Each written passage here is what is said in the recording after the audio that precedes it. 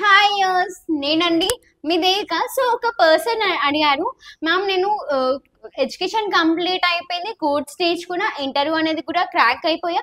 But నాకు offer letter వచ్చింది. Offer letter వచ్చిన తర్వాతకి నాకు హెచ్ఆర్ నుంచి కాల్ వచ్చింది. సో మీరు ఇంత అమౌంట్ అనేది పే చేయాలని మ్యామ్. అది జెన్యున్ కంపెనీయా లేక ఫేక్ కంపెనీయా? నాకు డౌట్ వస్తుంది, నేను పే చేస్తే అక్కడ నేను గ్రోత్ అవ్వగలుగుతానా లేదా అని. సో అలా ఎవరికి అలాంటి కాల్స్ అనేది రాదు. ఇన్ కేస్ కాల్ వస్తే అది జెన్యున్ కంపెనీ కాదు. ఏ కంపెనీ అయినా సరే మనం కష్టపడి ఒక కోర్స్ అనేది నేర్చుకొని ఇంటర్వ్యూ అనేది క్రాక్ అవుతాం కదా. సో క్రాక్ అయిన తర్వాతకి ఆఫర్ లెటర్ వచ్చిన తర్వాతకి వాళ్ళు ఎందుకు అమౌంట్ అనేది పే చేయమంటారు? సో అది అనేది జెన్యున్ కంపెనీ కాదు. ఒకవేళ మీరు పే చేసినాక కూడా అక్కడ మీరు సర్వ్ అవ్వలేరు, మీ కెరియర్ అనేది గ్రోత్ అవ్వలేదు. సో అలా వెళ్ళకండి. ఓకే, ఇన్ కేస్ ఎవరైనా వెళ్తారా?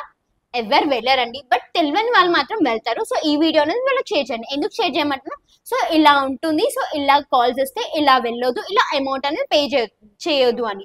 ఓకే, ఎవరు వెళ్ళరు, బట్ కొంతమంది ఫ్రెషర్స్ ఉంటారు, కొంతమంది తెలియని వాళ్ళు ఉంటారు. సో వాళ్ళకి ఈ వీడియోని షేర్ చేయండి, యూస్ఫుల్ అవుతుంది కదా. Thank you guys, and like and share and subscribe.